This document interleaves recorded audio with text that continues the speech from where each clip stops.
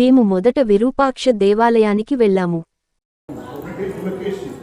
ఇంకోటి చోళ, త్రికాల చోళ, మూడోది కనిష్క రాజా, ముగ్గురు సౌత్ పెద్దరాజు, నార్త్ ఏమో చంద్రగుప్త మౌర్య. ఇది చూడండి మేడం, ఇక్కడ ఈ నంది చూడండి, ఇది 3 తలకాల నంది ఉంది కదా. బ్రహ్మ విష్ణు మహేశ్వరుడు, సృష్టి స్థితి లయ, భూతకాలం వర్తమాన కాలం భవిష్యత్ కాలం. మీరు హంపికి వచ్చినారు, 2 రోజులు హంపి చూస్తున్నాము. ఈ నంది మీరు చూడలేదు అనుకోండి, మీరు హంపికే రాలేదు. ఎక్కడ కూడా ఇట్లా ఉండదు, అట్లా ఉంటుంది. అవునా? ఒక తలకాల నంది, 3 తలకాల నంది ఎందుకు ఉండే అంటే లోపల 3 టైం అభిషేకం జరుగుతుంది. పొద్దున్న 6:30కి, మళ్ళీ 10:30కి, మళ్ళీ సాయంత్రం 6:30కి, 3 టైంలో అభిషేకం ఈ లింగానికి. అందుకే 3 తలకాల నంది ఉంది. ఈ నందిని కొట్టేస్తున్నారు, అవునా? ఇది డ్యామేజ్ అయింది కాబట్టి పూజ లేదు. ఈ నంది లోపల ఉండేది డ్యామేజ్ అయింది కదా. సనాతన ధర్మంలో భిన్నమైతే పూజ లేదు కదా, బయట పెట్టాం. పేరు త్రికాల జ్ఞాన నంది.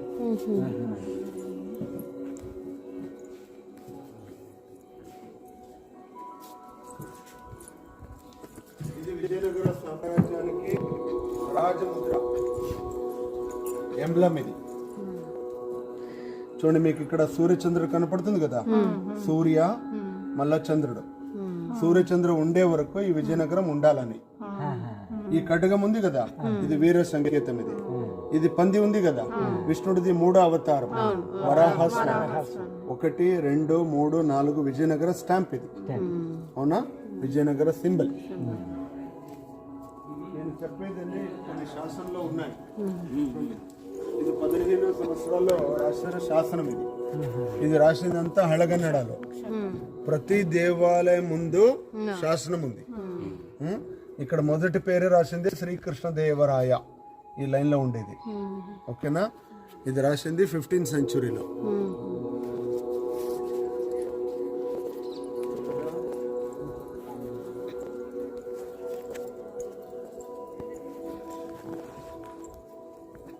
ఇది సభా మంటపం. ఇది సభలు. అప్పుడులేమో రాజులు కూర్చుని సభలు చేసేది కదా, రాజ్యసభ. ఇప్పుడు పార్లమెంట్, అసెంబ్లీ అంటే ఎట్లా అంటారు, రాజ్యసభ మాట్లాడేది. అది నిశ్చితార్థ మంటపం, ఎంగేజ్మెంట్. ఎవరిది? శివుడు పార్వతిది. ఎప్పుడు జరుగుతుంది? కార్తీక మాసం నవంబర్ డిసెంబర్ లో వస్తుంది కదా, ఆ టైంలో ఎంగేజ్మెంట్. ఈ నెలలో ఏమో మ్యారేజ్ ఇది. అందుకే ఆ రథయాత్రం. ఇప్పుడు పెళ్లి అయ్యి కార్లో పోతారు కదా జనం, అట్లా శివుడిని కార్లో తీసుకుపోతున్నారు. ఓకేనా? అది శివుడిది వెడ్డింగ్ కార్. అది ఎవరు ముట్టుకోకూడదు, అతనిది స్పెషల్ కార్. అది BMW.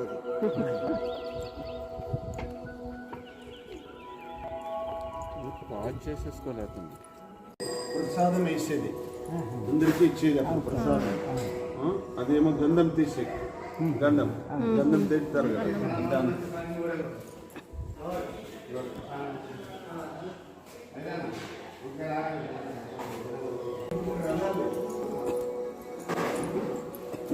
ఈ దేవాలయానికి అప్పుడు ఫస్ట్ స్టార్ట్ అయింది కదా, ఇటు నుంచి దారి నుంచి నుంచి వచ్చి, ఈ రూమ్ ఏం లేదు అప్పుడు, ఇదేం లేదు. ఇటు నుంచి వచ్చి దర్శనం చేసేది. అంటే ఈ టెంపుల్ డెవలప్ అయితే పోయింది కదా, అది ఎంట్రన్స్ అయింది. ఈ టెంపుల్ మొదటి హేమకూట నుంచి ఇట్లా వచ్చి ఇట్లా దర్శనం చేసేది. అంటే టెంపుల్ డెవలప్ అయితే పోయింది.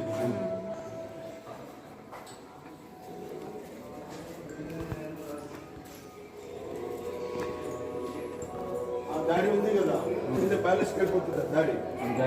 కృష్ణదేవరాయల ప్యాలెస్ పోతుంది, అట్లా అట్లే పోతే ప్యాలెస్ పోవచ్చు. చూడండి, ఇక్కడ గోల్డ్ శిఖరం కనపడుతుంది కదా, ఈ గోల్డ్ శిఖరం కింద శివలింగం ఉంది. ఓకేనా? ఇది కట్టింది చాళుక్య వాళ్ళు, రాజా పులకేశి. ఇది ప్లేన్ ఉంది కదా, ఇక్కడ కార్వింగ్స్ ఉన్నాయి చూడండి. అంటే ఇక్కడ కాలమ్స్ ఉన్నాయి. ఈ టెంపుల్ డెవలప్ అయితే పోయింది. అవునా? అక్కడి నుంచి అక్కడి వరకు అయింది. అవునా? ఇది స్టార్ట్ అయింది 7లో, అది ఫినిష్ అయింది 14లో. ఇది డెవలప్ అయితే పోయింది. చూడండి, దీళ్ళు ఉన్నాయి. చూడండి శివ పార్వతి.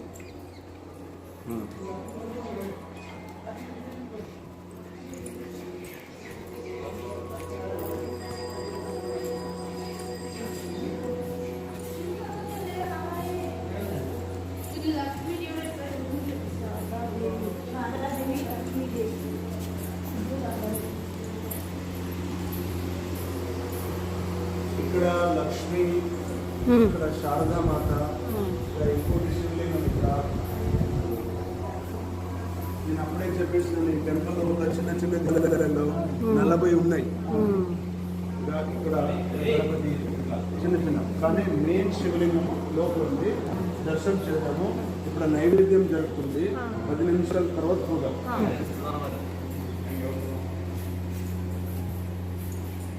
దీని వెనకనే శివలింగం ఉండేది. దీని లోపల తర్వాత పోదాం సార్.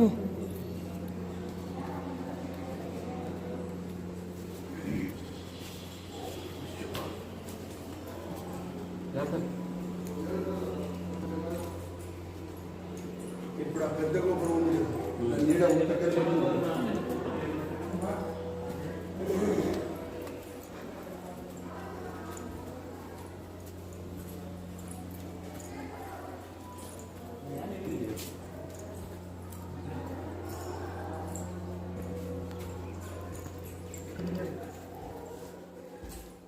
ఇక్కడ వాళ్ళ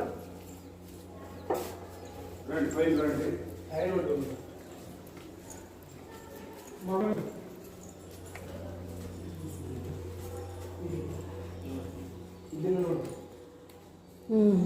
ఈ పక్కన రండి, ఎదుటిగా చూడండి. మీరు కూడా ఈ సైడ్ రండి. రండి ఇక్కడ రండి.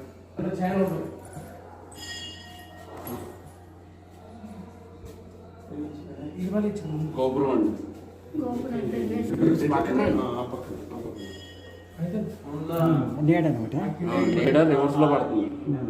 పొద్దున్న 6 నుంచి సాయంత్రం 6 గంటల దాకా ఆ పెద్ద గోపురం నీడ ఉల్ట పడుతుంది. కారణం ఈ గోల్కి ఫిజిక్స్ లో పిన్నహోల్ అంటారు. ఇది చేసింది 17th సెంచురీలో. అప్పుడు జనాలకి దీని గురించి తెలుసు. ఓకేనా? ఇప్పుడు మనం ఫిలిం థియేటర్కి వెళ్తాం, ఫిలిం చూసాం, పిన్ హోల్ ఉంటే చూస్తాం, లేకుంటే లేదు. మా ఐలో కూడా పిన్ హోల్ ఉంది, మొబైల్లో కూడా పిన్ హోల్ ఉంది. పిన్ హోల్ ఏంటంటే ఇమేజెస్ కనపడదు.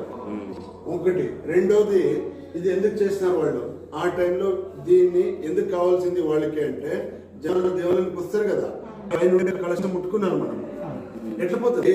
165 feet ఉంది. నేను టచ్ చేస్తున్నాను, మీరు కూడా టచ్ చేయండి రైట్ హ్యాండ్. అవునా? పెద్ద గోపురం పైన ఉండే కలశం ముట్టుకుంటున్నాం. అవునా? పొద్దున్న 6 నుంచి సాయంత్రం 6 గంటల దాకా ఇట్లే ఉంటుంది. సన్సెట్ అయిన తర్వాత కనపడదు. ఓకేనా? కానీ జనాలు దీన్ని పెయింటింగ్ అంటారు.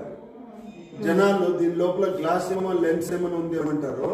నేను ఇది క్లోజ్ చేసాను అనుకో, కనపడదు అక్కడ ఇమేజ్. క్లోజ్ చేస్తాను చూడండి. అవునా? క్లోజ్ అయింది. కనపడుతుందా? లేదు కదా? చూడండి, ఓపెన్ చేస్తున్నాను. అవునా? చూడండి, ఆ గోపురం పెద్దది చిన్నది అవుతుంది అక్కడ. పెద్దది చిన్నది అంటే ఇది పెయింటింగ్ కాదు కదా.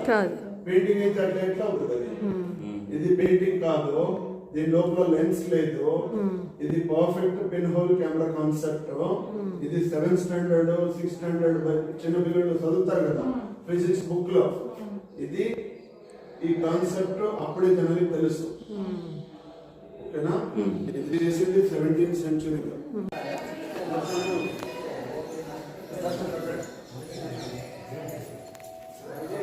1509లో ఆగస్టు 8వ తారీఖు కృష్ణ జన్మాష్టమి. ఆ రోజు ఇతని పట్టాభిషేకం జరిగింది. ఆ రోజే పెయింటింగ్ అంతా చేస్తారు. అవునా? ఈ పెయింటింగ్ ఇట్లాంటిది పెనగొండ ఇది ఉంది, ఎక్కడ ఉంది? అది లేపాక్షిలో ఉంది. లేపాక్షిలో కూడా చేసింది విజయనగరం వాళ్ళు. తమిళనాడులో తంజావూరులో ఉంది. మహారాష్ట్రలో అజంతా కేవ్స్లో ఉంది. ఈ పెయింటింగ్ 500 సంవత్సరాలు అయింది, ఇంకా ఏమీ అవ్వలేదు, బాగుంది. ఈ లేపాక్షి పెయింటింగ్ 3D ఎఫెక్ట్ ఉంది. మీరు చూస్తే పెయింటింగ్ ఉన్నది చూస్తుంటారు. ఇది రట్టపోతే పెయింటింగ్ ముందు చూసా ఇక్కడ లేపాక్షిని.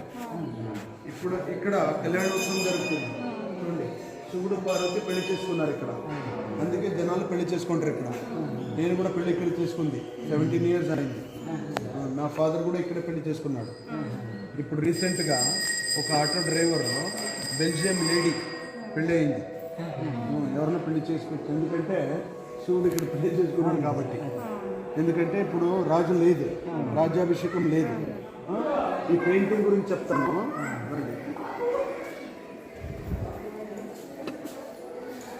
ఇక్కడ వెనక పైన చూడండి, వెనక రండి.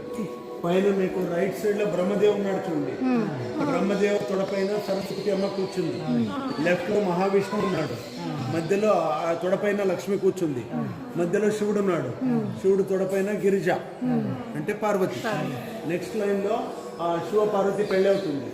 మనము దీన్ని గిరిజ కళ్యాణం అంటాం. ఈ కళ్యాణానికి రంభ, ఊర్వశి, మేనక, తిలోత్తమ అందరూ వచ్చిన. నెక్స్ట్ అష్టదిక్పాలకులు. అష్టదిక్పాలకులు తెలుసు కదా, ఇంద్ర, వాయువు, వరుణ అందరూ 8 జనాలు ఉన్నారు చూడండి. మనకి దిక్పాలకులు ఉంటారు కదా, కరెక్ట్. ఇట్లా విష్ణు దశావతారం ఉన్నాయి చూడండి. అవునా, విష్ణు దశ అవతారం. నెక్స్ట్ ఉండేది అర్జున ద్రౌపది పెళ్లి. అవునా, ద్రౌపది స్వయంవరం. లెఫ్ట్ సైడ్ లో అర్జునుడు మత్స్య భేదం యంత్రం భేదిస్తాడు కదా చూడండి. మత్స్య యంత్రాన్ని కొట్టినాడు చూడండి. Then married Draupadi. తర్వాత కురుక్షేత్రం జరిగింది. కొద్ది ముందు కురుక్షేత్రం, కౌరవులకి పాండవులకి యుద్ధం. ఫస్ట్ లైన్ లో పల్లకి ఉంది చూడండి. ఆ పల్లకిలో విద్యారణ్య స్వాములు ఉన్నారు. ఇప్పుడిప్పుడే చూసి వచ్చినాం కదా, వాళ్ళంతా సైనికులు విరూపాక్ష టెంపుల్ తీసుకొస్తున్నారు చూడండి. ఆ రైట్ లో విరూపాక్ష ఉన్నాడు కదా. విరూపాక్ష అంటే మూడో కళ్ళు. అక్కడ తీసినట్టు చూడండి, మూడో కళ్ళు మధ్యలో కనపడుతుంది కదా పైన. ఇది విద్యారణ్య స్వామిలు. ఇక్కడ హంపీలో శివుడు మూడో కళ్ళు ఎందుకు తెరిచినాడు?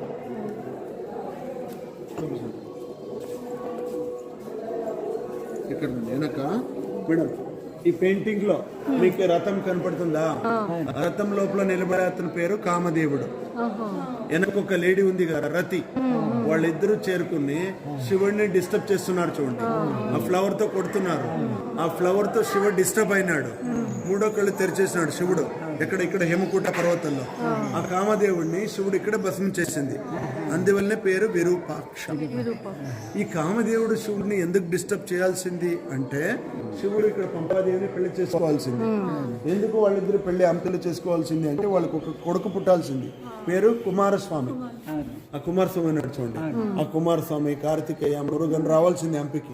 ఎందుకు అంటే హంపిలో ఒక రాక్షసుడు ఉంటాడు, పేరు తారకాసురుడు. ఆ తారకాసురుడు బ్రహ్మదేవుని వరం కోరుకుంటాడు, నాకు శివుని కొడుకు నుంచి మరణం రావాలని. శివుడికి కొడుకు పుట్టాలంటే శివుడికి డిస్టర్బ్ చేయాలి కదా. శివుడికి డిస్టర్బ్ ఎప్పుడు అవుతుంది? ఆ పెళ్ళి ఎప్పుడు జరుగుతుంది? ఆ కొడుకు ఎప్పుడు పుడతాడు? ఆ కొడుకులన్నీ ఎప్పుడు సంటది అని తారకాసురుడు. అందుకే అందరూ కామదేవుడిని ప్రచోదనం చేస్తాడు. మీరు పోయి ఫస్ట్ డిస్టర్బ్ చేయపా. అందుకే కామదేవుడు ఫ్లవర్తో కొడతాడు. మరణం. తదుపరి వీడియోలో మరికొన్ని ఆసక్తికరమైన విషయాలు తెలుసుకుందాం.